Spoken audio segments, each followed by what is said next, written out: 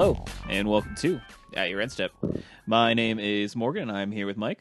Hello. And he's got a nice husky voice going on over there. Yes, I've decided to move myself into a sweet baritone. So, now a little bit of drainage. I apologize for the voice, but I'm here You know, for it's you. springtime in Ohio, which means you probably have allergies or your sinuses hate you because the weather keeps going from 80 degrees to 60 degrees. And who It's doesn't? 54 right now, Yeah. and cold Yeah. and rainy. Welcome to May. My throat was like, you know what? I'll be cold and rainy too. How about that? Neat. Do you like that? No, actually, No. if I had an opinion, but it never asks my opinion. That's weird. The human body's a mysterious place. I thought you were going to say the human body's a mistake, and I was going to agree with you. I mean, yeah, that too. You're not wrong. So another fun episode for you folks this week, since we're all done with the Palooza. But there's a few subjects we want to definitely discuss. And our competitive segment is going to be more of a sort of a broad overview and looking at the impacts that War of the Spark has kind of had on both standard and modern. So let's just sort of jump into it. Before that, actually, I do want to highlight our Patreon. You can find it at patreon.com/atyourendstep. After this, we are going to review, start our first section of reviewing the War of the Spark novel in Mike's Book Nook. So if you are Tim. if you are a patron, you will be able to listen to that as soon as I get done editing it and putting it up. That'll be available to all patron tiers. So if you are interested in hearing our opinions of the Greg Weisman War of the Spark Ravnica novel, be sure to subscribe. So, community stuff. So we obviously want to talk about the Mythic Championship that was held in London, and we aren't going to necessarily get into the nitty gritty of the decks. And really, to be honest, it's because that tournament was so unique. It's really hard to sort of derive information from it that would be foolproof, right? You know, your tournament that you're going to go to is not going to have open deck lists. It's not going to have the London Mulligan rule. So the results, along with it just being a pro tour, and especially one as volatile with the limited format being so weird, probably isn't going to really give great, sort of knowledge in regards to what you should be playing in your local metagame or anything like that.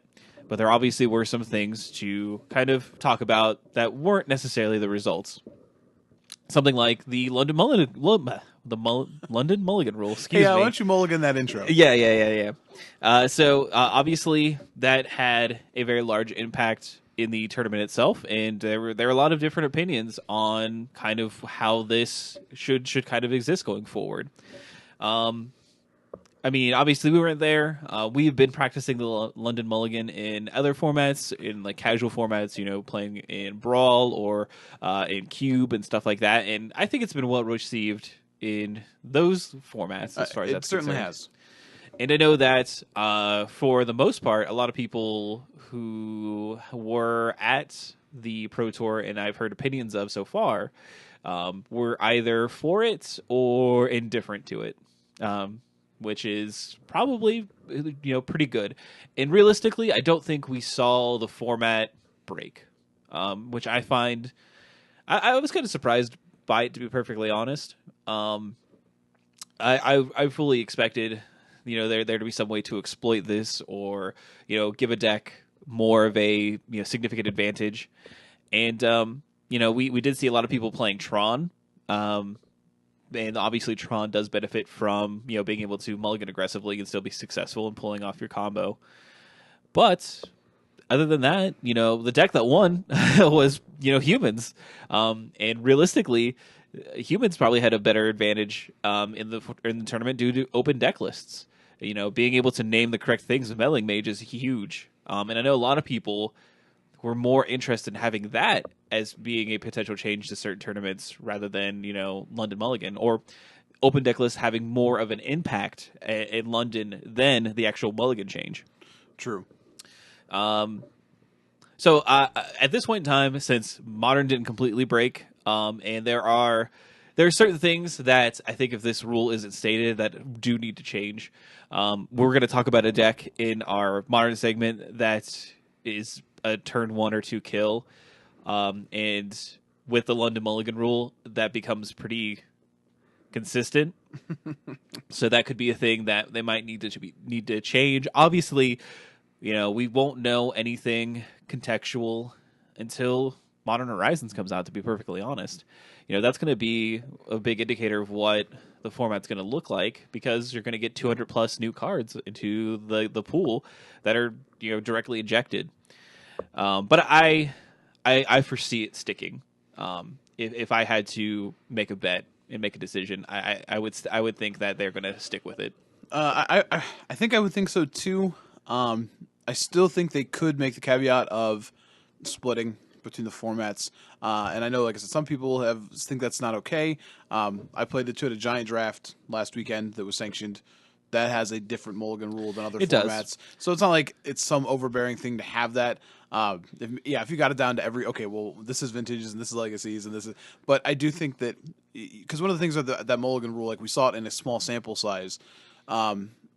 I do think before they say it is the normal, I wouldn't be surprised, because we're going to get we get another Modern Pro Tour with Modern Horizons. Correct. That is what, Barcelona? Yeah, I bet that will also be London Mulligan too, to see what those new cards do in that format. Yeah, that makes sense. And I think maybe they'll wait till then to make a decision. Yeah. So I could be wrong. Maybe we'll get a decision before then, but they have another chance to test it with a huge dump of cards that are about to enter the format. Not to mention, as we're going to talk about, War of the Spark showing that it's got some legs in older formats. I would not be surprised if they wait a little bit and give it some more testing. So we also don't know, again, what the Magic Online data looks like. Magic Online used it for about 2 weeks. Is that right? Yes. And they have all the data for how those games played out. I don't know how they parse that data, like how many times you won, like a game was won where a person used mulliganed with this.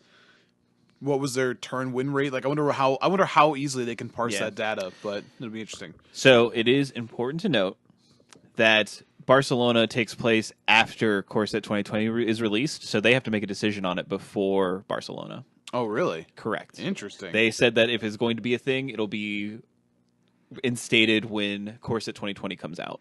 Okay. So we'll know before that. Okay, I'm interested. And but I think. I bet they pull the trigger. As a company, I think they've shown that they are more likely to pull the trigger and then clean up after. That ask for forgiveness rather than asking for permission. I think that's more of their style. So I wouldn't be surprised for that to just be the case and then fix things afterwards. Sure. So after talking about the rules differences in the tournament. The next biggest thing to talk about is a pretty big rules infraction. Wow.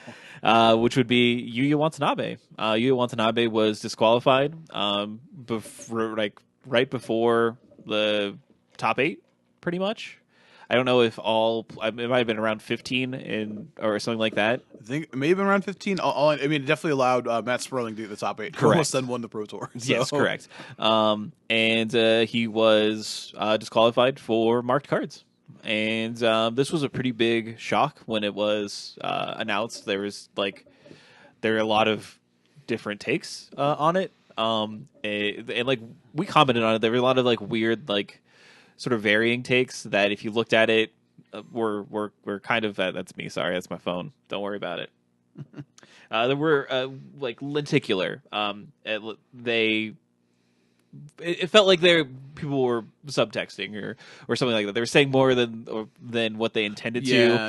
And we speculated on that, and that didn't really go anywhere. But it was shocking. Were you shocked when you saw it? I was certainly shocked. The actual announcement from WotC, that he had been banned for 30 months. Yeah, because I heard that that was you're the one that posted the Discord, right? That was the fallout. Yeah. But hearing you're just saying about the cheating itself. Okay, yeah, when they announced it, because they announced it live. No, because when Rich Hagon so Rich is he's a professional, consummate professional, and he was able to look at the camera and be like, "I'm going to read a statement," and I was like, it's a Magic tournament, but when he said, "I'm going to read a statement," I was like, What national catastrophe has happened?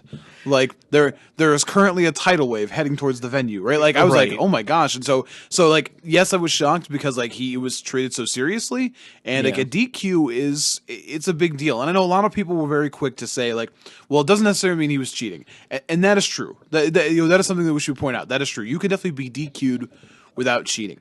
Right. I shared a story about how my first second.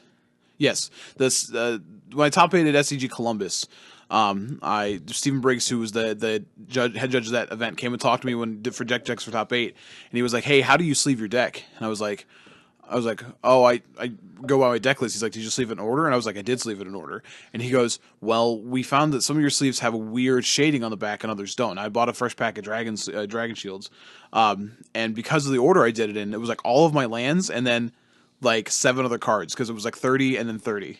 Right. Right. And he was like, well, because of the other random cards, there's not really a pattern to this. And like we looked at them, I'm super colorblind. Could not see like what he's like, yeah, there's a discernible pattern. I was like, I disagree, but okay, that's fine. He was like, yeah, so you have to get new sleeves, do this and that, and then he's like, from now on, you just shuffle. And you can watch me if I ever re-sleeve, like I will sit down with my perfect fits and I will shuffle my deck after I've done my deck list, and then I will sleeve. It's just not something I'd ever thought of until that point. Yeah. So like, had I could have been DQ'd there more than likely. Yeah. Depending on the judge, because there's probably like some discretion. Sure.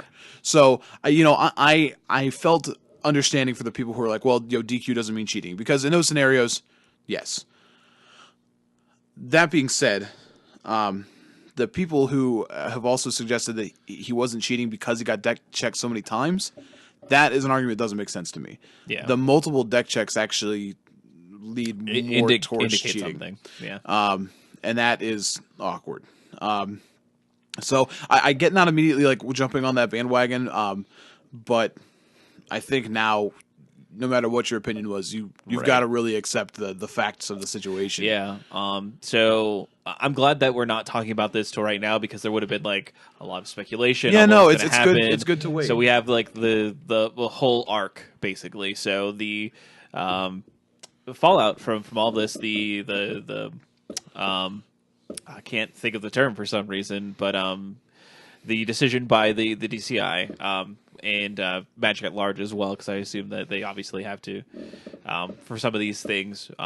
But he is removed from the MPL. He is banned from all tournaments for 30 months. So that's 30 months. So 30 months. 2.5 years. Yeah, 2.5 years.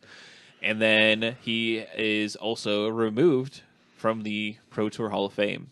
And this is the first time that we've had a removal from the Pro Tour Hall of Fame, as far as I know. The closest thing that we had to this was we had someone who was an inductee that got banned, but they still inducted him.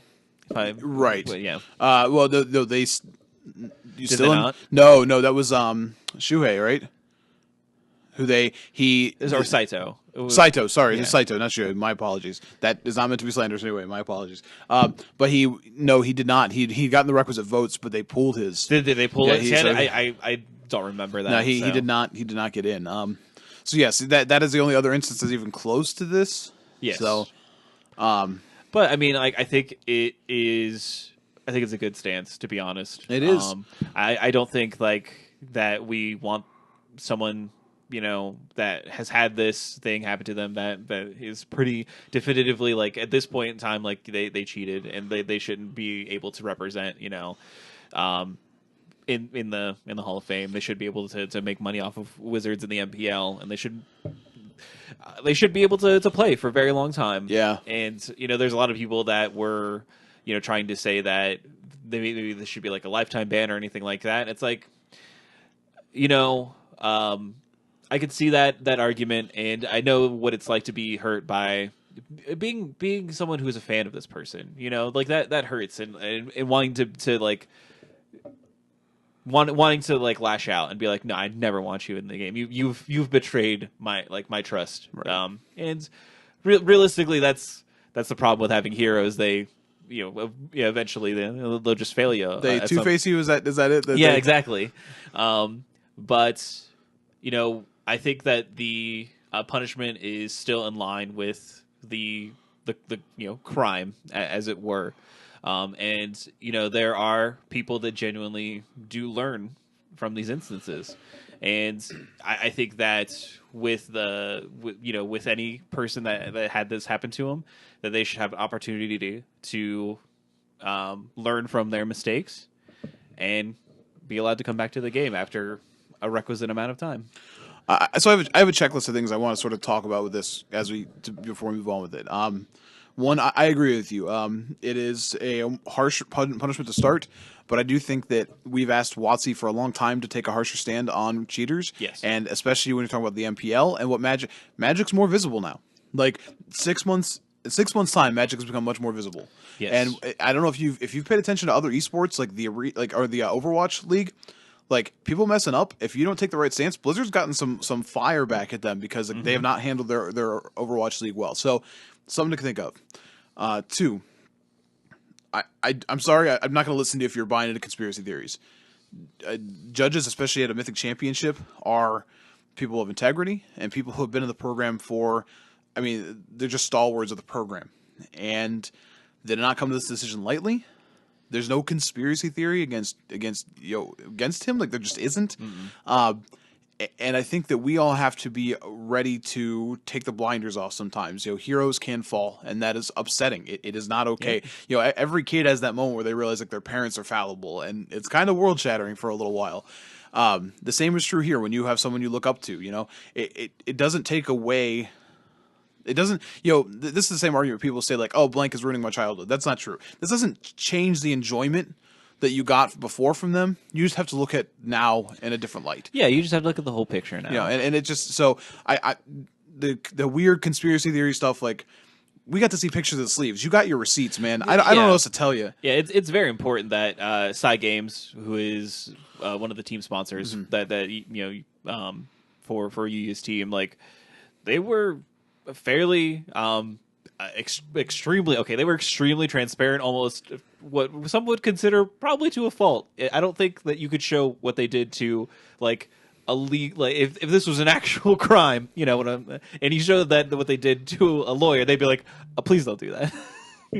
And I don't like think that you can like really look at that evidence and come to any other conclusion unless you are concocting some sort of tinfoil hat theory.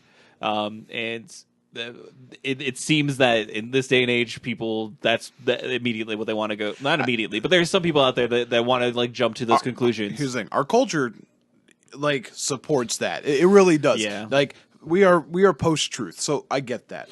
But yeah. So. I do want to make mention of a lot of people have called out a racial bias based on these actions. I think that like some of those questions are ultimately fair because this just how this lines up. Had it been an American pro first, like, and it sounds weird to say first because like you don't plan for these things, but maybe it wouldn't look that way. And I saw a really nuanced take on that on Twitter, and I don't remember who it was from. I apologize, but essentially like.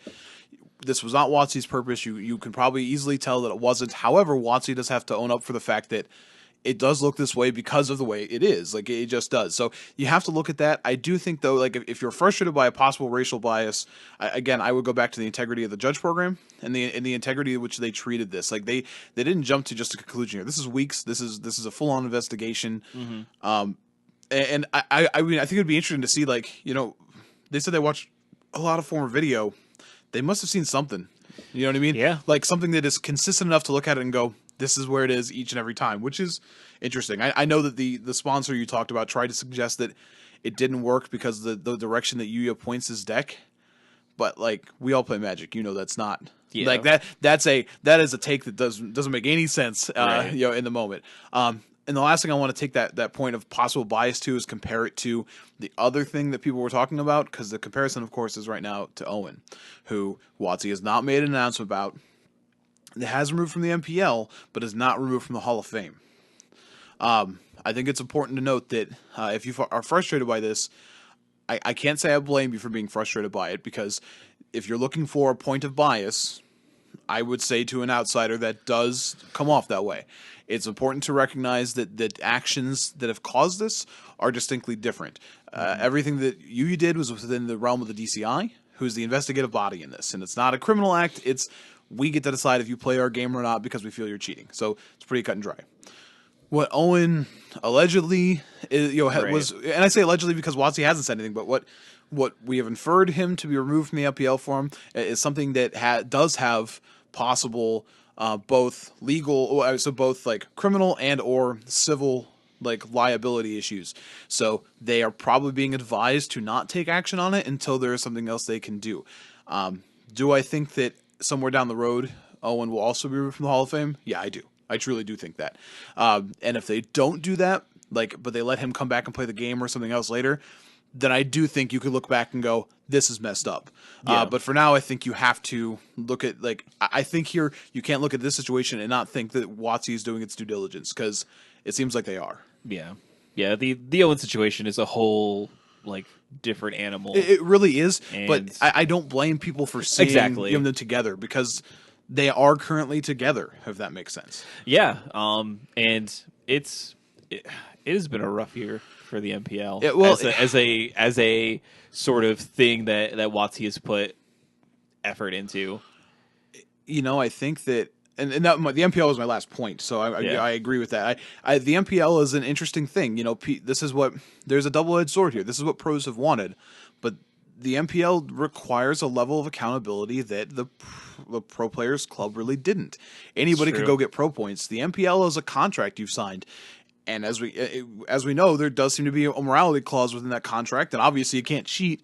So your scrutiny goes up. If I go and volunteer somewhere, then I can probably go outside and talk on my phone for a little bit. But once I'm an employee, it's different. You know what I mean? So I think you have to look at that. But going back to the MPL as well, it has been a rough year for the MPL, and currently I think it's going to get worse, because they are supposed to this week announce Yuya's replacement for the MPL.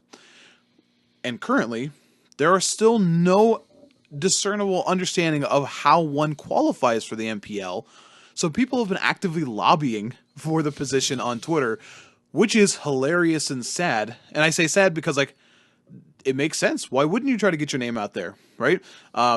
Should it be the most recent Mythic Championship winner? I mean, that's how Autumn Burchett obviously was there. And don't get me wrong, when I say that, I think Autumn was super deserving of the MPL. Yeah. But I don't, does that mean that, what's the name of the most recent Pro Tour winner? Eli Loveman, I believe. So, does Eli Loveman get that? I will say Autumn had, and maybe Eli does, I don't know him well, but Autumn had a track record of some pretty high finishes, and I don't know that Eli does. Does that matter? Who knows? Because WotC hasn't told us. Right. Should it be the next Pro Points person at large? Well, I don't know. Should it be somebody who is in that market, because you're losing an international market share? I don't know. It is weird, and we are about to run out the clock on the Pro League, on the Pro Players Club entirely, and we don't really know what any of it entails, and these situations are only exacerbating how bad that looks for WotC. So they've done the due diligence other places. This is a really weird place that they have not fixed, a really weird thing they have not taken the time to address. So yeah, it's just they've continued to be well, we have this MPL, and they started league play yesterday. Yesterday was the first time that we've actually had interleague play for the MPL, and they want to highlight that we have this thing, but no one knows anything more about it. It's the Wizard of Oz thing, where you pay attention to the big giant floating head and not the man behind the curtain, because we don't know what any of that looks like. And maybe through this they'll be forced to hash that out and actually release it to the public.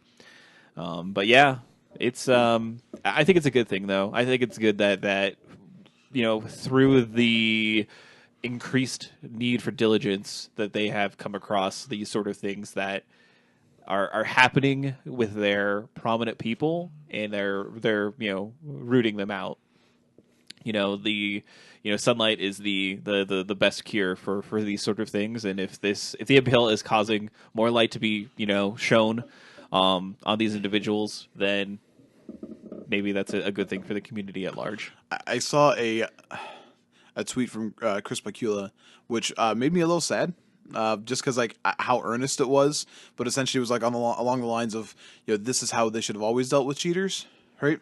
And hearing that from him, say this is how they should have always dealt with cheaters. Yeah. And we think of like how many times Bertoncini got to come back and everything else. Like this is the kind of you say like you're cleaning house with this a little bit. Like this is the thing they have to do to show like what this stands for. Whether whatever it is, like here's the stand top down. And we talked about the sort of the frustration with them sort of backing away from the judge program a little bit at the lower levels. The concept of arena not really needing judges. And I think like one of the ways you can ensure like this is how you do the Teddy Roosevelt, right? Like you speak quietly and carry a big stick, right? Like this is how you do it for Magic players. Like this is how we view cheating. I don't have to talk to you directly.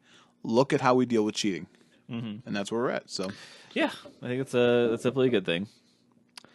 So, enough with one Mythic thing, on to another. So Mythic Edition. So Mythic Edition for War of the Spark is a thing that was announced, and you knew when you could buy it. is it a thing? I feel like it's a ghost. I assume it's a thing. And this one was the juiced one. This one had Jace the Mind Sculptor. That's all you need to know about it. Like, and it had Ugin as well, as just like icing on the cake, and some other planeswalkers, I guess. I mean, it had mostly modern playable planeswalkers. Yeah, even Nahiri, you know what I mean? Yeah, so it's true. It definitely comparing it to like Ravnica Allegiance, for example. Yeah, that one. Well, I mean, like that one came around, right? Because like Kaya suddenly became like good. It didn't come around like Jace the Mind Sculptor. Okay, well, sure, but what can mostly Jace the Mind Sculptor. Yeah, exactly. Like Liliana of the Veil. Like if they had, yes, that one would have done it. But could you imagine I put that? Never mind. Like because that would have been this set would have been. I don't want to think about it because. So Morgan and I are two different stages of this. Morgan tried to order and immediately got his rejected. Yeah, I tried to order at like 3:01. Got my order through, immediately canceled. No confirmation, no money taken out. Just like ordered, canceled, you're done, get out of here. And I had set aside time because I was working, but I set aside time to be like, I know when this is going on sale. I'm setting aside time to do that. I do not have time after to watch it. To keep doing it. To babysit it, right? So I did it, set my phone down. I thought I was good. Never got an email about it. It was in my purchases for a little bit, and then it went away, and then I was like, well, I got to go back to work, so oh well. That's where I'm at. I'm in a group of people that will likely see nothing for it. Yeah, I think that is definitely true. So that's where I'm at. I just got screwed, and don't have anything to show for it. I'm in the next tier, which is I completed an order. They took my money. And then roughly 24 hours later, they canceled the order. They kept the money up until Thursday. So that was cool. They just got to keep close to $300 from me for a week. Yeah. Nice. And I know it's true for a lot of people. We're pretty frustrated about not getting a refund pretty quickly. And again, order got canceled.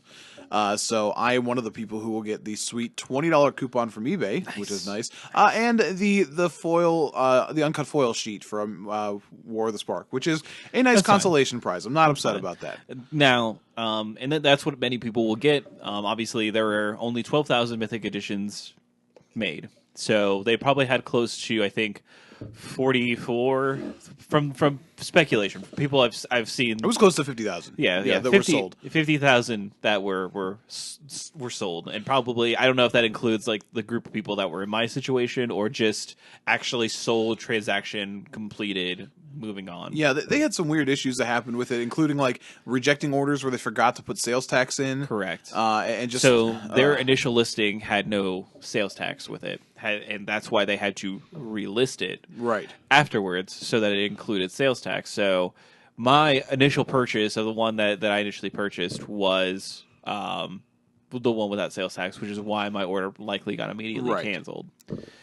So mine had tax. It was like $267 something. Like correct. That, so. Which is So needless to say, it was just awful. It was just an awful experience. And these Mythic editions have, from what I understand, always been awful experiences. This is now the The Ravnica Allegiance one, I think no one wanted, so that's the only reason why we didn't hear anything about it. And I'm sure it still had issues, but like no one cared enough to raise a stink about didn't have it. these kind of issues. So Obviously the one that was sold through Hasbro Toy Shop had issues. They had to send Ultimate Masters box toppers out for it, which was probably a good deal for most people, right. Because most of those people still got their Mythic editions as well, from what Right. I understand how that all shook out. But maybe not. And then, with this, you're getting $20 for eBay. Like, cool. Because that's immediately what I want to go do now is use eBay for anything. I trust them. And then you also are getting, this, uncut sheet, which, hey, you know what? Those are cool. And those typically have value because they're rare. So now we're going to send like 40,000 of these out. You know what is a nice way to devalue something? Send a surplus of them out to people, and then everyone's like, cool, what do I do with this? Do I frame it? Do I I'm framing mine. sell it? Do I... I'm inviting Morgan over to look at it. Yeah, thanks. I appreciate it. So, if I were to get a sheet, I would figure out a way to cut it myself. Okay. That is 100% what I would do. They are still legitimate Magic cards, and you can still legitimately use them if you cut out the sheet yourself. And I'm sure I could find someone. I could figure it out. I know enough crafty people in like my existence to be like, I need to cut this out about as perfectly as we can get. We can get close. And Morgan is the most vanilla criminal I've ever heard of. It's not it's my property. I'm just profiting from my property, and I'll just have a bunch of college sports at least says that's bad. So that's true. Well, yeah, we could have an entire podcast about how criminal the NCAA is. So, but that's another completely different podcast. We'd actually have to start. Yeah. Actually. I do want to make mention of some things, having some time to sit and think about it a little bit. Obviously, I was very angry. I was very frustrated to get sucks. the rejection. I do think I'm of two minds of this. One, I think the people who are like WotC is trying to make it right. They are sending some value out, which is nice, which they don't have to do. At the end of the day, it's their product to sell, and the people like there's a class action lawsuit.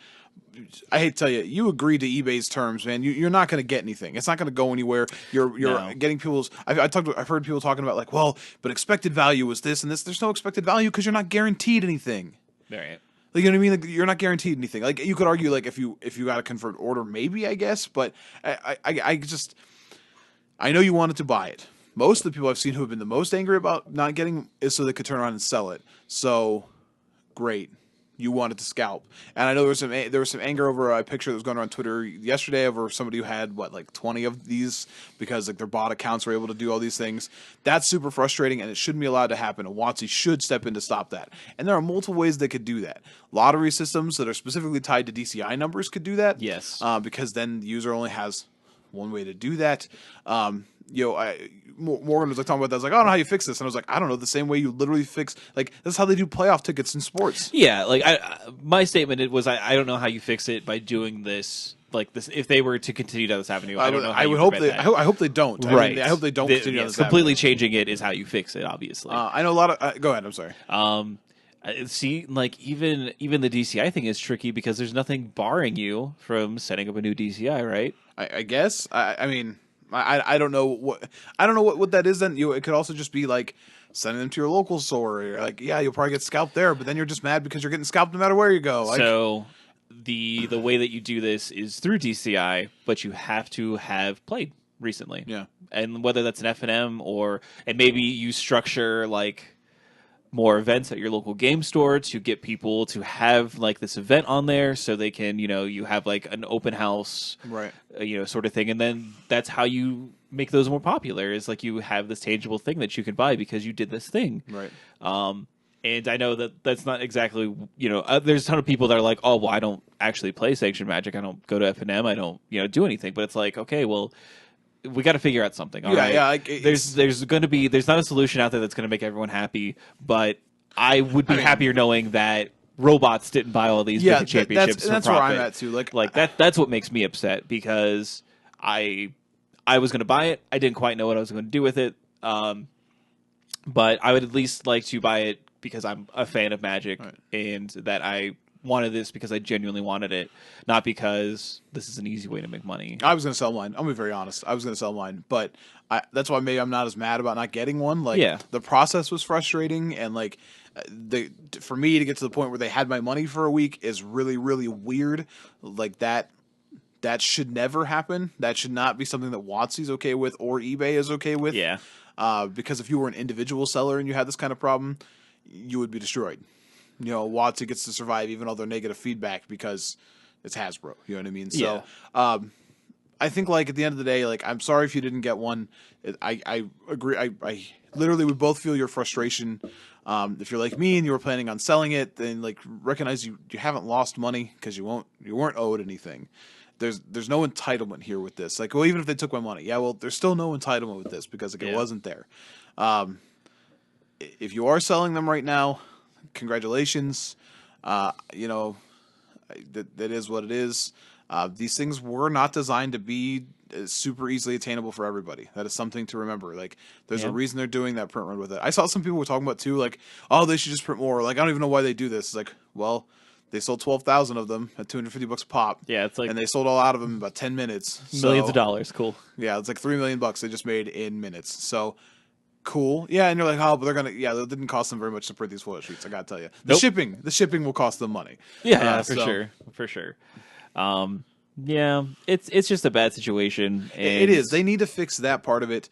I think like the entire fan base needs to take a collective breath and just go, yeah, this is frustrating. We need to hold them accountable for fixing it, but we also shouldn't like fill the streets with frivolous lawsuits and like. Maybe take a step back on like, I don't want to be the kind of person who looks at a Magic set and says like, check your privilege. But at the same time, it's like, you didn't get to buy a box of cards. Like, take a breath. Take a real breath. I did. True. You can do it. It's true. But I mean, like, frivolous lawsuits is like what America's built on, from what I understand. So it's just, it's ingrained in us. It's hard to resist that urge. I mean, it's hard to argue with you. I mean, that is literally like one of the core values of our current president is frivolous lawsuits. Correct. So, accurate. if you cut me open, do I not bleed frivolous lawsuits? Do you not see a flashing 1-800 number talking about mesothelioma? Oh man, now I want to really make this arena commercial. Just like, are you like me? You tried to buy a Mythic edition, but you couldn't.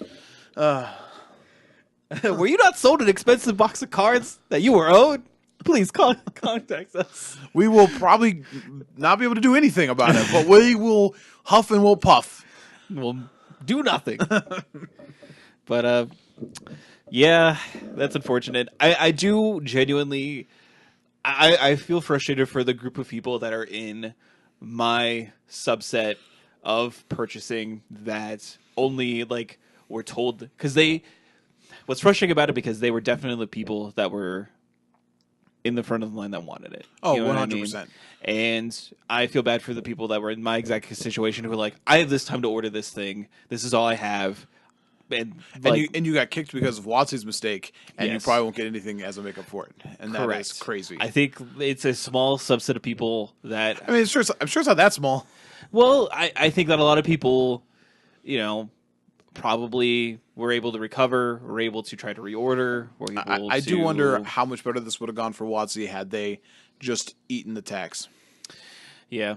You know what I mean? Like, they just ended up, like, making the payment of the tax. Maybe they couldn't because eBay. Yeah, maybe they couldn't because eBay. Maybe they couldn't because, like, where they're at, and these are local taxes. But it's rough.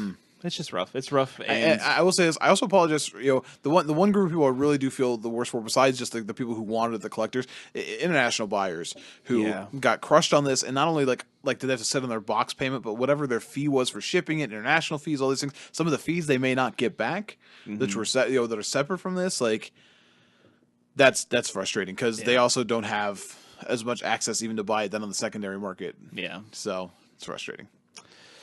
All right, so that is going to be everything for our community segment. Before we move on, do want to give a quick shout out to Comic Town, our lovely sponsor. They're going to be holding a Star City Games Invitational Qualifier on Sunday, May 19th, with registration opening up at 11 a.m. and the tournament kicking off at noon. It's going to be standard. and it's going to be $35. So if you are interested in attending and trying to qualify for the invitational that's going to be held at SCG Con in the summer, like myself, definitely check out that awesome Sunday tournament on May 19th. So it's coming up this week. A week from today, actually. Perfectly a week from today. So competitive. Like I said, we're mainly going to be talking about sort of the overall impact that War of the Spark has had in both modern as well as standard. And there have been frankly, a lot of cards that are going to be shaping sort of the way that these formats look. War of the Spark is definitely a powerful set. It definitely has a lot of cards I think are going to be that look awesome right now and are going to improve as time goes on, which is really, really interesting. So the first thing we want to talk about is Modern and kind of how Modern has changed. We've seen some new decks that have kind of come up from it. We've seen some cards that slot into already existing decks. So we want to talk about a couple of sort of interesting decks that have come out. First one that we saw was the Niv Mizzet Reborn Modern deck. And this is obviously, taking advantage of being able to draw, upwards of 10 cards technically. Technically 10 cards. Yes, that is when you cast Niv Mizzet Reborn, and there's obviously a lot of interesting, color pair cards that you can play and that are fairly powerful, and being able to potentially draw 10 cards when you play your big flying dragon is fairly interesting. Yeah, so I'll give you some of the cards that are in play. So this was a 5-0 competitive Modern League deck. Yep. So 4 Birds of Paradise, duh. Yeah, of course. 1 Sin Collector, 3 Niv Mizzet Reborn, 2 Domri Anarch of Bolas. Nice. 1 Kaya Orzhov Usurper, 2 Inquisition of Kozilek, 3 Safe Right Quest, which is a green and a white hybrid. Search a library for a forest or plains card, reveal it and put it in your hand, so use your sweet mana fixer. 3 Assassin's Trophy, 1 Counter Squall, 2 Izzet Charm, 4 Lightning Helix, 1 Thought Erasure, 2 Kolaghan's Command, 1 Unmoored Ego, 1 Supreme Verdict, 4 Bring to Light, because that's what we're doing to get our Niv Mizzet out. Yeah. 1 Primal Command, 1 Detention Sphere. And then the sideboard has a Fracturing Gust, a Knight of Autumn, a Kambal, an Izzet Staticaster, a Fire Spout, an Ashiok, Dream Render, Lavinia, a Cindervines, and an Abrupt Decay. As far as other gold cards to get. So I know that Josh Claytor, who's the editor for Legit MTG, Pure MTGO, has been playing around with these decks, and just reading his tweets, he was like, all right, these decks are hard to play. I don't know how this person did this, but it is. I played a deck like that for a long time in Blue White Giftstron that was a lot of singletons that you have to sort of really know the deck. Yeah. But playing your 6/6 for 5, ostensibly playing it on turn 4. Yeah. Drawing 2, 3, 4, 5, 6 cards. Maybe one day hitting all 10 just to live the dream. You have to discard then, so I don't know how exciting that is, but certainly seems interesting. The fact that a 5-0 league is crazy to me. I don't know if this has legs or not, but there's a lot of War of the Spark cards in this deck. Yeah, I mean that's not necessarily surprising. War of the Spark, it's got a lot of good cards.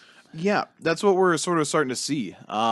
It's kind of crazy. I gave some, if you didn't listen to the full Palooza, I gave Morgan some credit for some of these Planeswalkers being more effective than I thought they were going to be beforehand. And to be fair, some of the ones that are the best weren't even revealed at that point in time. Well, that's true. Yeah.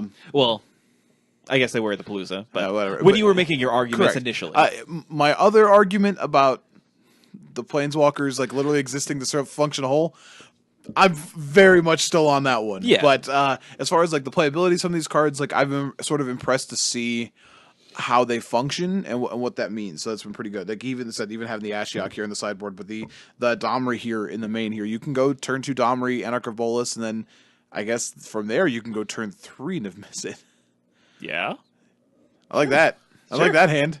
What do you do when your opponent's all right, turn 1 Birds, okay, yeah, cool, green deck. Turn 2, Domri Anarchobolus, I guess, sure. And like they've played like zoo lands, so you're like, okay, like this is some sort of zoo deck. That's weird. And it's like next turn it's like, all right, Niv Mizzet Reborn. Yeah. And you're like, and they draw 10 cards, and you go, where?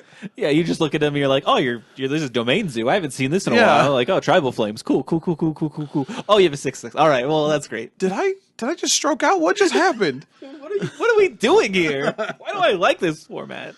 But yeah, I thought like of all the cards, like I've like, just wrote down cards and like decks to look at for them. That is crazy to me. Like that is one of the 5-0 decks that we have now seen. Is Yeah. huh. So yeah, the next interesting card that is seeing some play is another Planeswalker, which I gotta tell you, that's a lot of these. Is Narset, Parter of Veils or Veils? I guess it's Veils. You rip it apart. What is that, deer? Is it veal? Veal. Delicious. I don't think Narset's doing that. Hey, you leave Narset and her veal alone, okay?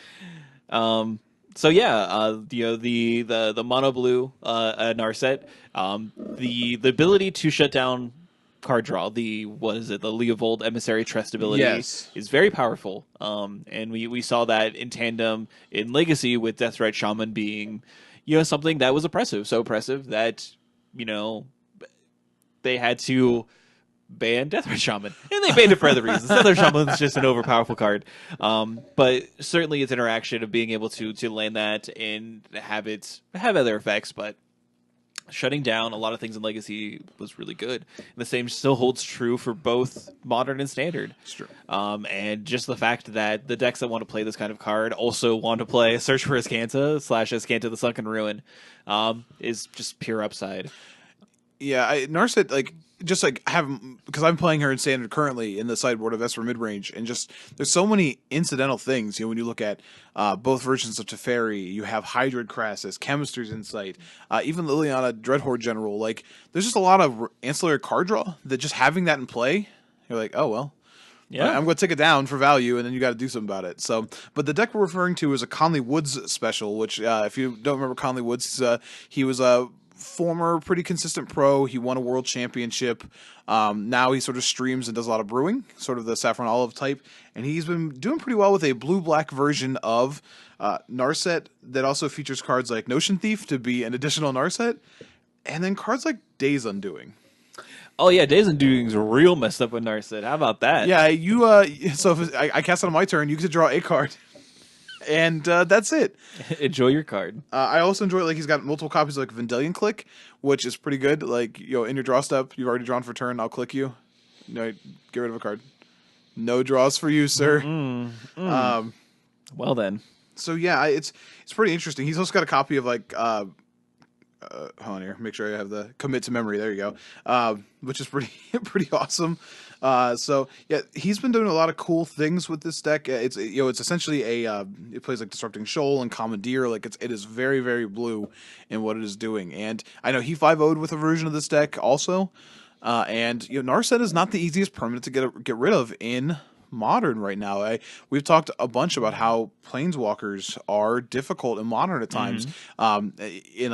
Before we had things like Abrupt Decay at the height of their powers, but we don't really have that right now. So, against decks that aren't playing things like Lightning Bolt, and even then, if you are playing Lightning Bolt, if he just doesn't take the Narset down, then you got to commit 2 spells to it to get anywhere else. This is an interesting deck for sure, and it has so much interaction on 2. You have Remand and Unsubstantiate and Disrupting Shoal and Spell Pierce. Like, there's a lot of problems for this. He also is playing some cool cards like Void, he's playing a copy of like Void Snare.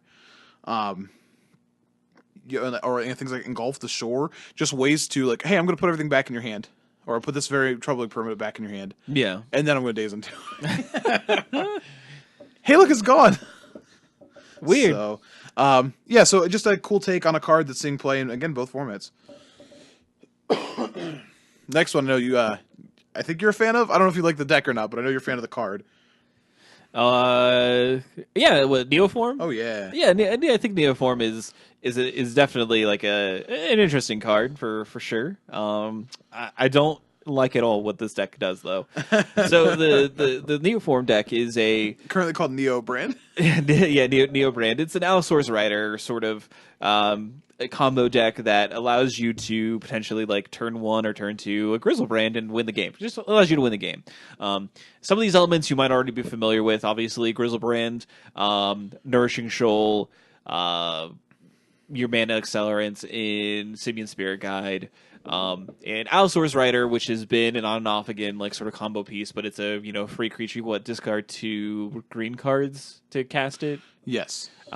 It's from Cold Snap. Yes. It's part of an entire cycle of cards that allow you to discard cards. That It's make also it free. it's also close to a $10 card now. So there you go. Yeah, because we live. This is the life we live. And it just allows you to basically get that out, Neoform, get an 8/8.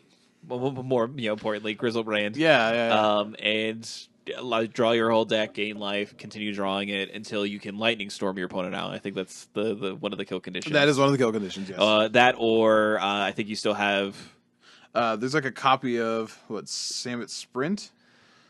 So you could also like.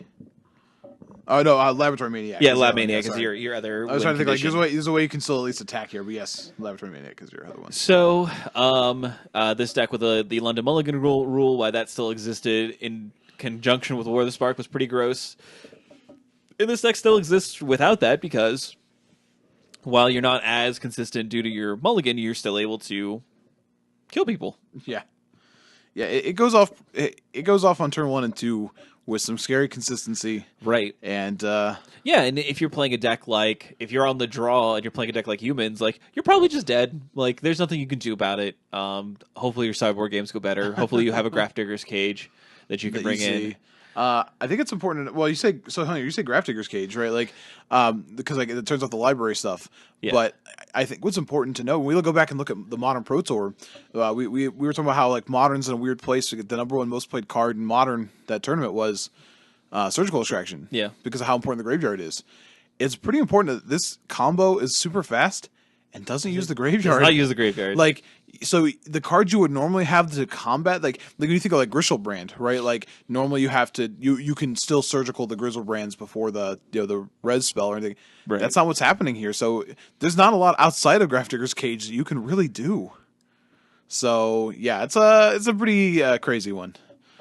And I like it. The list we're looking at right now is a second place list from an IQ. So it's seen play in real life. Yeah, people like these decks. People, of course they do. People love Grizzlebrand. People love Grizzlebrand, and they want to play Grizzlebrand any way that they can. And it's had varying success in different sort of modes in Modern, and you have the Shoal brand list and stuff like that. But this is an evolution of that really puts it over the edge. And putting this effect at such a cheap cost, we knew was kind of was going to make waves somewhere. People were going to figure out a way to abuse this, and they have. And in all honesty, we'll see how long Wizards allows this to exist and how good it actually is in practice. But this is one of the decks that's like, that might be a problem that you might have to fix. And there are definitely ways that you can like. Hey, guess what? Simian Spirit Guide never doing anything fair, like at all. Just it's free mana, as the memes might say. Hey, it's free mana. It's free mana. So you're never, the fairest thing you're doing is like, I guess playing it as a 2/2, which is embarrassing. Or you're like casting a like Blood Moon or a Chandra early, which is still pretty good. Like not bad. And and that's a way that you can slow down this deck, right? And maybe you can still have this deck exist, but it just be a little bit slower so people can interact with it. And we really don't know what's going to happen in Horizons. Maybe that's where we find our solution, right? Maybe that's where we find our effective counterspell to slow down the combo decks. Yeah, maybe. We'll have to wait and see. And then lastly with Modern, but I would say that there's definitely more out there, but we do want to talk about Karn. Karn is actually seeing a lot of different play in both sort of the Whir prison decks, but also some play in Tron as well. And I also have a mono red prison list from SCG Richmond too. So yeah, So obviously, Karn's wish ability and being able to grab silver bullets out of your out of your sideboard, or being able to lock people out with Mycosynth Lattice, it has been a real thing. And people have been able to not just be like flashes in the pan, but be successful with it. And I don't really think that's surprising at all. No, not really. The mono red prison list I was looking at even has like liquid metal coating. Yeah. Because it does let Karn kill lands. Yes. Which is pretty hilarious. So, Yeah. I've seen a lot of screenshots of people getting locked out by the Mycosynth Lattice Karn combo, which, if you don't know what that does, Mycosynth Lattice is a 6-mana artifact that makes everything an artifact in addition to its types. And Karn says that activated abilities of artifacts that your opponents control can't be activated. So if all your opponent's lands are artifacts, then they can't tap for land. Correct. Because it doesn't have the, normally we see something like the non-mana abilities can't be activated. Nope. Karn is like, no. Yeah, that's the exact same as like when you have Sony Silence to play and you want to tap your Darksteel Citadel. Right. You just can't. So, yeah, that's when you talk about a prison deck, that's a true prison. You can no longer tap lands for mana. Correct. So, pretty interesting. I do want to give a quick shout out also to Jace Wielder of Mysteries as another card that's seeing modern play. I posted a list on our Discord that was Jace Wielder of Mysteries and Leveler. Yeah, it's a blue moon deck. Yeah, and it just you're just like have your Jason play, and then eventually you cast Leveler and go, I win. Hey, look at that! I win the game. Weird. So, yeah, I would say another Blue Moon deck. Like, I don't know how many different combos will try to stick in Blue Moon to see if it's a playable deck. They'll figure it out. I don't think this is it either, but whatever. We've now had listen. That person bought levelers, and true. They're gonna play levelers, all right, somewhere. They did pay. You paid money for a leveler, and that's.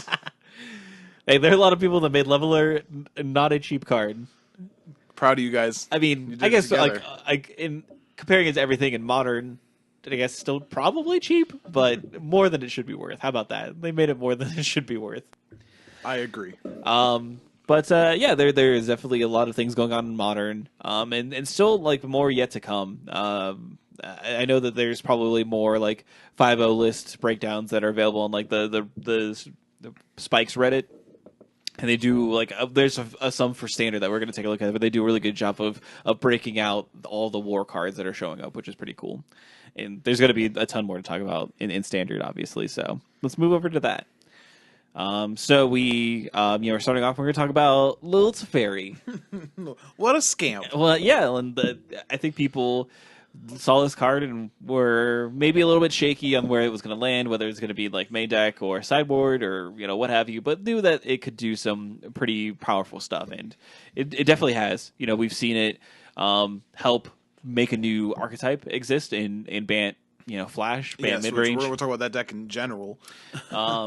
And we've seen it be in an Esper hero, Esper midrange, whatever you want to call it, as well as in even Esper control, playing this card and mono white aggro, like now blue white aggro. Yeah, blue white aggro, which I think is a pretty surprising spot to see it. But like a blue card has to be very, very good to break into the main deck of that deck. And that was for a little bit, Deputy of Detention, and we saw that this Azorius aggro deck be one of the most played decks in the MPL League play over the weekend. It's true. Which is kind of surprising. We saw the Mythic Invitational. Like, people like that deck. So yeah, exactly. I don't happen to believe it's playable in a wider arena format, but the pros can all bash it against each other. Right, exactly. I want to talk about Teferi a little bit, as I've cast it the most of any of the War of the Spark cards so far. Take you on a journey. Sure. I've been playing a lot of Esper midrange. I was still playing that deck before we got War, and I told Morgan a couple times I was surprised at how effective the shell still was, because I built that deck right after Ravnica Allegiance, because I saw Wyatt Darby playing it, and Wyatt's a Dreamboat, and I was like, I gotta play this deck. So I burned a lot of rare wild cards on the lands for that deck because it plays 12 shock lands. So I was like, well, I can't just ignore this deck. I have the shell, and I was surprised at how effective it was against the format. And I was using it to ladder before, and then started updating a little bit. I looked at Ross Miriam's first update, and then went in this weekend after seeing BBD's update, Ross's second update. And the list that now plays a couple of big Teferis in addition to the little Teferis, everything else, that card is just the truth. I started yesterday morning, which is Saturday, because we're recording on a Sunday this week. I was a Diamond 4. because I was at like Diamond 3, and then I had a quest to cast green spells, and I played a bunch of Citadel deck and went down a Keller hole, and I don't care if no one else gets that. It's fine. The true fans will But know. anyway, so I started directly all the way down Diamond 4. And then this morning before we cast, I finished up getting to Mythic, and I went 13-2 in matches played across this weekend, which would have top 8'd a GP, so way to waste it on Arena. Way to go. But that card, I cannot tell you how many board states where that card just does crazy things. Like getting to curve it into your hero into that card is obscene, because most of the time if they've played like a 2 or a 3 drop, depending if you're on, you can just bounce it. Yeah. And then your tempo is way ahead because you still have a Planeswalker in your creature. But even if they have the number, like they were planning on casting a removal spell or they were doing something in your turn, like if they've tapped low for like that creature and they wanted to like whatever else, you can start forcing them to make a decision between casting like, well, do I cast this removal spell? Well, now I have a window to cast my Thief of Sanity because you had to play on your turn. And like limiting your opponent to their turn really gives you so much breathing room. And that's what that deck really needed, was time to develop, because all of its cards are great. Yeah. It's a really common play pattern too, to just cast it on an empty board and just tick down and draw a card. But again, just forcing them to play on their turn just makes everything so much better. I cannot tell you how much, like, Esper Control was a tough matchup at times, and every time you resolve it to Fairy, all of a sudden the matchup is just not even hard, because obviously their absorbs and stuff are bad, but they can't even just like, the play pattern of being able to hold up Absorb and Chemistry's Insight on 4, turning that off. Like is effective. It's almost game breaking for them. Yeah. So I have been really, really impressed with what that card does, and it lets you do crazy things too, like cast Enter the God Eternals on your opponent's turn. Oh man, that's good. You can kill a creature and then essentially give pseudo haste to your token to kill their planeswalker. Casting Thought Erasure in their draw step. Oh man, it's one of those things where I feel like I'm learning. Like, what's the GIF that has what's the guy who runs WWE? What's his name? Vince McMahon. Yeah. Where he just like keeps getting more and more excited. I feel like that's me. Like every time I did something else, like I'll do this to Fair. So the card is great. It's great in that deck, and I think now that we have at least 2 major archetypes that are playing a lot of copies of it, and it may have helped craft an entire new deck. I think they have to be careful printing Teferis because they're all format defining. That's true. I mean, except for like what the Planeswalker deck one. How about that? Yeah, that one's not format defining. You know what? I found my next challenge. Do those count as mythics or rares on Arena? I need to know. Well, they're mythics. That's fine. That's all the only wild cards I have. Yeah, they're all rares. But no, that's So to Fairy Time Raveler, very real. Very, very real. Yeah, and I just that's just not like, you could have told me that, would have been like, yeah. I feel like because we evaluated that card as very good, but getting to play with it and just seeing how bonkers it is at certain times where especially I get to Thought Eraser and I'm like, man, my opponent hasn't cast a spell in 2 turns. Why? And I look at their hand and go, that's why. That's why. Yeah, it's definitely like I have an IQ to prep for, and I happened to come into finding some cards that one of the friends of the show was selling, and it was like, I might need to buy these because he had 2 big Teferis, and I'm like, well, if I could find a good deal on big Teferis, then, and we have little Teferis, we do, that we're sharing, which might be complicated if we both qualify for the Invitational. Ultimate. Oh, dibs. I'll ask Justin the whole days. I'll dibs his. And yeah, so it could be good. It could be something that I experiment with. I still lean towards Esper Control, but you talking about that matchup, it changes my mind a little bit. It's gone well for me. I do think that I like pure control decks. I've definitely played them. Like, I've played my fair share of Sphinx's Rev decks and like Nephalia Drown Yard decks. Like, I like and Mirari's Wake back in the day. Like, I know the decks, but you know me. I like those decks that can shift. I like the fact that I can play like a turn 2 hero and against certain decks just like crush them. Right. And then like I told you about the last match I played to get to Mythic where I had Teferi, Liliana, Dovin, and Sorin all play at the same time, and I was like, man, I was trying to get my hands in on that circle. Go team, like let's do it. So I enjoy playing both sides of that. So I'm going to talk about the next card because I love it. Chandra. Chandra Fire Artisan. Man. Artisan. Yeah. So we knew that card again. We said that card was good, but I think once again it was a card that I needed to play with to see how good it was, and we actually started playing with it in Brawl before we played with it in Standard, and saw some interactions with it where I was like, oh man, like this is crazy. And if my opponent who doesn't have like outright Planeswalker removal needs to get rid of this card, they're going to take a ton of damage. And we saw that shine through in the actual list that won SCG Richmond, which was mono red featuring 4 copies of Chandra. And we got to see a Chandra Ultimate like deal 7 to an opponent, and then I have all these spells to cast too. And it's backbreaking because like I think like when you looked at that card, you're like, oh, this is a weird Planeswalker. It has an actual ultimate, but I was like, but it seems kind of weak. Like that's weird. Okay, great, you can cast these cards. It wasn't until we saw it in play where it was like, yeah, this does 7 damage, that this is pretty powerful. So. I think this Chandra really does hit a sweet spot for what they've tried to get Chandra to do as a card / Planeswalker for a while, between Chandra Pyromaster and Chandra Torch of Defiance. Like Chandra like lets you see other cards, but wants to do something flashy with them, and this does that. So there are some awkward interactions. We have seen both Shalai be in play with a Chandra, and then Chandra's got to burn herself. Yeah. I've also, just like having played it on Arena a little bit, Gruul Spellbreaker is also awkward. I definitely had a moment where they had a Chandra, I had a Chandra, and they did one to my Chandra, and I realized, oh, so I'm just going to deal one to their Chandra, who's going to deal one to my Chandra, who's going to deal one to... And I just watched, it was like, ding, ding, ding, ding, ding, ding, ding, both Chandras are gone. Oh, okay. So there are some board states that can be navigated where Chandra feels really awkward. But overall, I think this is a really sweet spot for a red card, and I like what some of the red players have done. It's like winning SCG Richmond did not have any copies of Experimental Frenzy in their 75, and when you go, well, that sounds crazy. Experimental Frenzy is so good. Well, it is, but if you also expected, for example, Mortify to be the #1 most played removal spell, then yeah, give me Chandra. So pretty excited for this card to see a lot of play.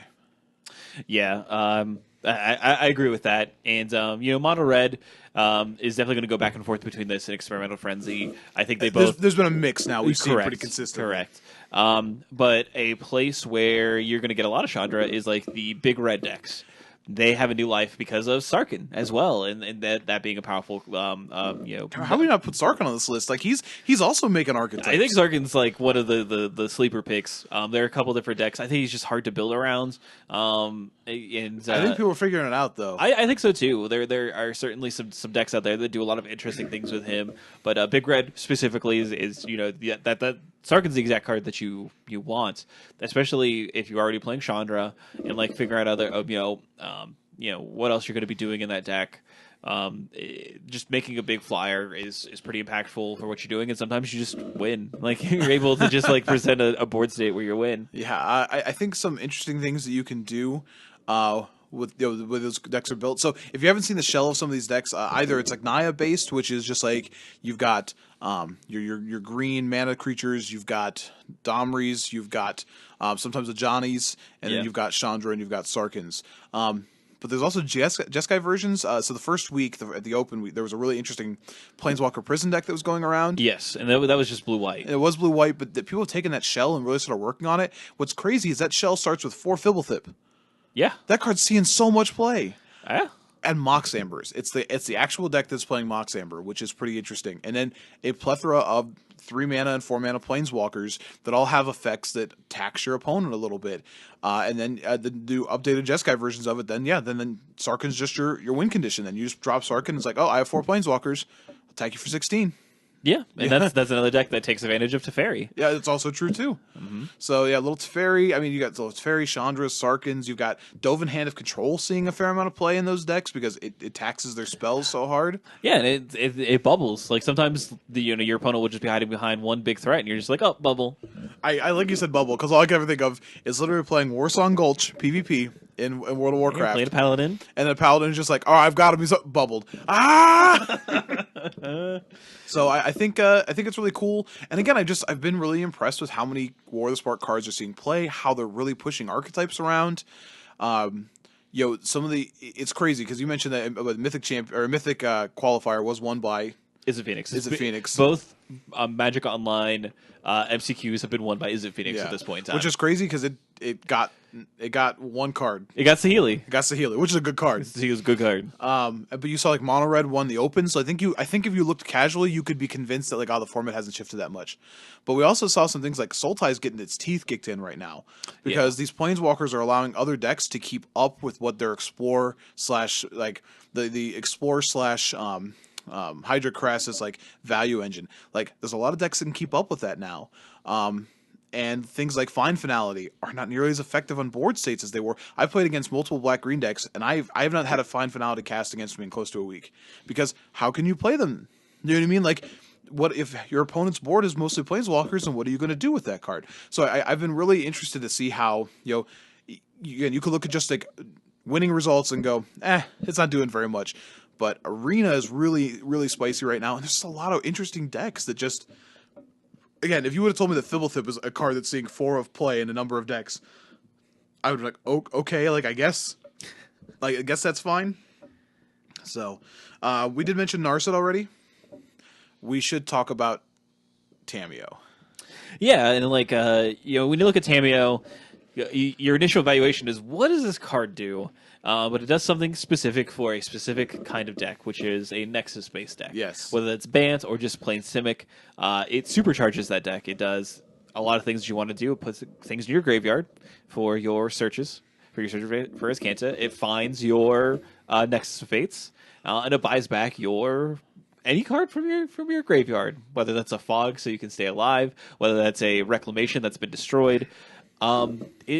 It really is, the card that does everything, and is hilarious when your opponent has a discard spell or or something like a Eldest Reborn, where it completely like nullifies those cards and makes them dead cards against a lot of your opponents, and it's very powerful. And I think a lot of people have thought that Simic Nexus is the truth and was just going to like become a problem in Standard. Now, luckily, it hasn't realistically results wise. Opinion wise, it's a little bit different. It was the most represented deck in day 2 of Richmond. Yes, which is important. Now, it didn't top 8. Did not top 8. But if you watch coverage of Richmond, there were some matches you watched where people of the world. Learn when to concede. For the love of everything holy, learn when to concede. Save yourself the time. Save us time. Life's too short. Yeah. You're not going to make like a statement by like F6ing and walking out and going to the bathroom while your opponent continues to go off. Yeah, I said that was weird and rude. Like, yeah, you can. I think it's weird the judges allowed that. Yeah. I'm just going to be honest. I know we're talking about a very specific incident. I think it's weird the judges allowed that. Just concede the game. If you feel comfortable getting up and walking away from the table so your opponent can continue taking turns, then you've lost that game. So don't be that person. Anyways. You're just wasting your own clock, right? Like, maybe it didn't matter in that particular match, but like guess what? You're not going to win 2 quick matches, I guess. Maybe you are. No, it was Esper Control. No, he was playing Sultai. Was it Sultai? I think it was playing Sultai. I thought that was the Esper Control player. I can't remember. Whatever. To be it's honest, fine. but whatever. Either way, whoever it was, you should want more clock. All right, like period. Like if you're not going to win that game, concede because you want more clock. That being said, like just because it didn't top 8 there, like I think it's still something you have to consider as a problem in the format. I really think you do. Like the inevitability that Tamiyo offers those decks, like if you've played against it at all, it's gross. Just learning to play against it in an arena, I am now more fearful of a turn 4 Tamiyo than I am of a turn 4 Wilderness Reclamation. Because if you can't get rid of it quickly, they just start churning through the deck, and by the time they do turn the corner, they've got 30 cards in the library. They're going to find a Nexus of Fate every single time. Yep. So the card it's a perfect card for those decks. I like the design of the card. I would like it a lot more if Nexus of Fate was in the format. Yeah. Now, it is important to note against these decks, it has been, the backbreaker for them is Narset. That's true. Narset is the backbreaking planeswalker because they need to draw cards. They have to draw a lot of cards. And if they are unable to do that, especially if you get it down on turn 3, they're going to have a hard time combating what you're doing. Now, that being said, Tamiyo doesn't draw cards, and neither does Search for Azcanta. So Correct. they can still win through it, and Yes. I've seen it. But yes, Tamiyo does tax. Narset does tax them a lot. Another card and deck, honestly, that kind of makes really, really kind of makes the Simic decks or the Nexus decks look like clown shoes is Ban Flash. And it is a deck that was a metagame call from I believe team. I forget which team. It was the team that Harlan Fear is on. Hipsters of the Coast does a lot of cross promotion with them and everything like that. I think they're a sponsor.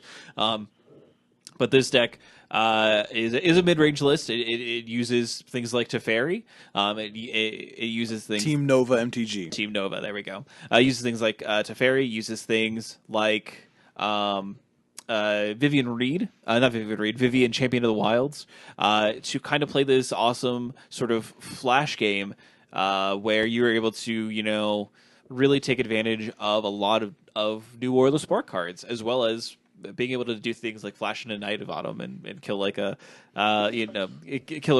a Wilderness Reclamation or something like that.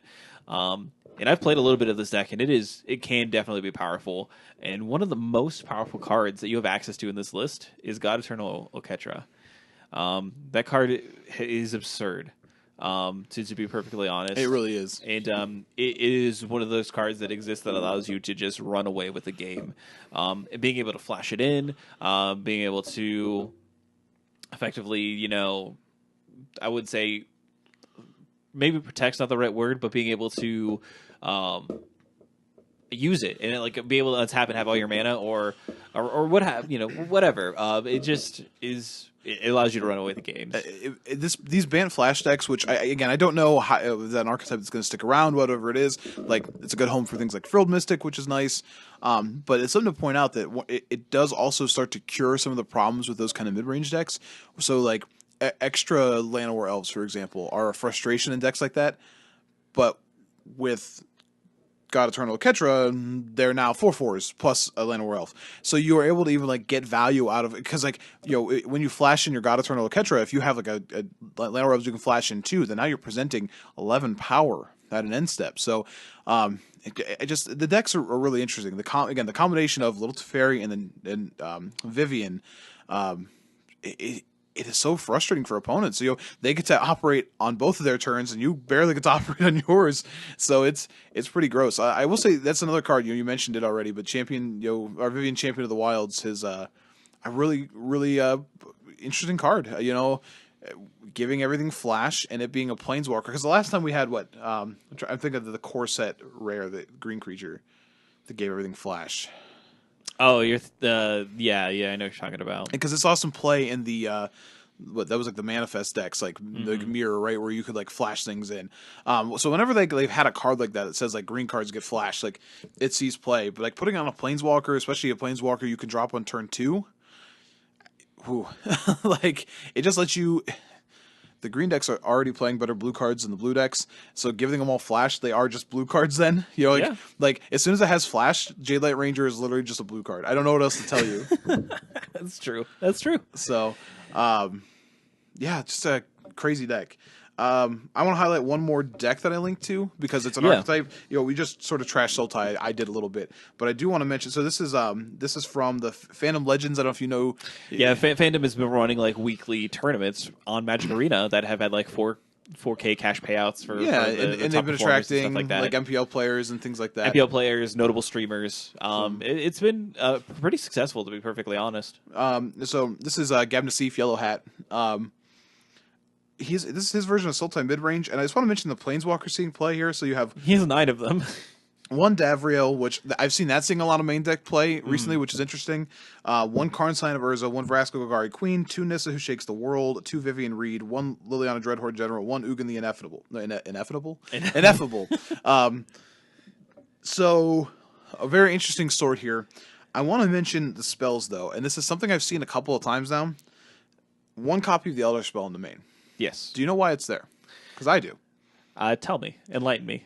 Because when you have Liliana Dreadhorde General, you can cast Elder Spell to kill some other Planeswalkers, then alter Liliana. And then your opponent's done playing Magic. Yeah, they have 1 land and one of every other permanent type they have. So the Elder Spell is here to help alt your Liliana. It also does some cool things with some of your other Planeswalkers, your Nissas as well. Getting out all your force is pretty good. And this deck has Nine, 13 of them total. So, is it basic forest? I may be wrong on that actually. I don't think it's basic. Nope, forest cards. Okay. Yep. So, yeah, I think it's really interesting. I haven't had it done to me yet, but I've actually, the first time I saw the Elder Spell in one of these decks, it was a Thief of Sanity, and I hit him with a Thief of Sanity. It was game one, and they already had like a Planeswalker in play, a Davriel, and then like I flipped over, I was like, the Elder Spell. And I was like, why is this here? And I was like, I'm going to take it. And then, like, I sat there and I started piecing the deck together. And I was like, you're trying to Ultra Liliana. You stop that. You stop that right now. So it's pretty cool. It does also things like you can, if you have a Davriel sitting there, maybe your opponents ignored it because, like, they don't, there's no trigger or whatever else, then maybe you get to kill someone with an Ugin, and then maybe the next turn you get to kill something else with an Ugin. So there's some, it's such a weird way to use your own Planeswalkers as utility, but... Yeah. The surprise Liliana alt, I'm sure whoever, if it gets somebody, it's, oh, you feel so salty. And ostensibly, if it's late enough in the game, it could be on the same turn. Yeah, 100%. So, cast this, kill two of my other planeswalkers. This has 10 loyalty, ultimate, and you're sitting there like just like head in your hands, staring at your screen, like It's like, what did I do to deserve this? Understand. So yeah, just a lot of cool things seeing play here. It's so, like, you know, the types of Sultai that we were talking about not being successful are fairly run-of-the-mill, and this is fairly divergent. No, they've got to adapt. They've got to adapt. They have to adapt. So, it shows you that if you are, the Sultai mid-range or green-black, X mid-range stand, like, there are ways that you can shift your deck and still be successful. And this is one of the ways that you do it. But yeah, lots of things that are shaping the standard format and changing it. And while our initial results are kind of a little lackluster, there are still a lot of competitive decks that have existed or are new now that are that can still be fairly cool and effective, and it can really like do some damage and do some stuff. So shout out to another podcast here who they don't know that we exist, but it's fine. But if you listen to the game podcast, now the Arena Deck Cast, they've changed their name. We've talked about Arena Deck List, their Twitter account they run. If you want to see some of these different lists more consistently, they're the ones who are putting it out there. They kind of retweet anybody who sends them lists. And what I end up doing is on Twitter, I just end up like liking most of the lists just so I have like all the pictures, and I can go back and play around with stuff. So they've been an invaluable resource. And if you were like, oh, where can I find some of these decks? Most of the things we're looking for, like I went through like MTG Goldfish and just searched card names. So you can see the decks most recently with them, because the dumps from WotC have been none for Arena, but also you kind of not a ton for Modern as well. So you can find these lists, and man, they're a lot of fun. A lot of fun to see, and a lot of cool things. I can't tell you how many times playing Arena in the last week I've just like looked at a board state and just been like, I literally just said, what the hell are you doing to my computer? Like looking up, like, because I can't ask my opponent that, right? So just like, what are you? I need to figure this out. I need to figure this puzzle out. What are you doing? So one last card to talk about, and it hits both formats, but we should talk about it because we already knew it was going to be good, was Blast Zone. That is true. That is... Blast Zone has been something, again, that gives Simic Nexus another push. You get to play this pretty interactable kill spell, wrath spell, and it's also probably their best answer to Narset. Yeah. So. And you also see Blast Zone still being played in Modern in a bunch of different things. So definitely an important card to I would get your copies, because this it's even, like I said, it's seeing Legacy Play 2. Yeah. It's a card that it's already flirting with $10. Like we're not finance people, but its utility, like it feels like Walking Ballista to me. It's like a card where it's going to see play in every format, and it's going to keep value. So yeah, 100%. So, but I think the format is, in Standard is fairly fairly interesting, and I'm paying attention to it because I have an IQ coming up. But it's also been really fun playing on Arena and playing around with a lot of different decks that sort of exist. So I would say definitely check out Standard if you haven't in a while. The foil on Blast Zone is $30 on SCG. Woo! Sold out. Spendy. So. All right, so that's everything that we are going to talk about for this week. And I don't know. I think this we'll go up as far as soon as I can put it up, and then I don't know what we're going to be doing for this coming week. as far as recording. So we'll see. I assume this was for this coming week. I'm just being honest. Yeah, fair enough. So sorry for the gap week there, but here you go. Here you go. But if you are a Patreon's backer, there will be another thing this week. Yeah, you do have extra content that's going to be coming up. So we're going to get to recording that. But thank you all for listening for this week.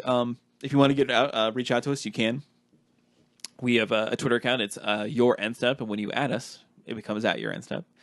We also have an email address at yournthstep@gmail.com and Facebook, facebook.com/@yournthstep. We want to give a quick shout out to our lovely sponsor, Comic Town. You can check out all they got going on at worldofcomictown.com or visit Comic Town Gaming Center on Facebook. We also want to give a shout out to Legit MTG for hosting the show as well. You can check out their web store as well as some of the other articles they have on their website. Next, definitely want to, of course, talk about our Patreon. We talked about it at the top of the show, so I won't go on too long, but it's at patreon.com/@yournthstep. If you are listening to us via, anything that you can leave us a rating or review for, please do so. It greatly helps us get more listeners to the show. We feel, it's in the words of Austin Walker of Waypoint, we feel that we are, a 5-star podcast. So we hope that reflects in your review. But that's going to be everything for us for this time. And until next time, you have a great one. Bye.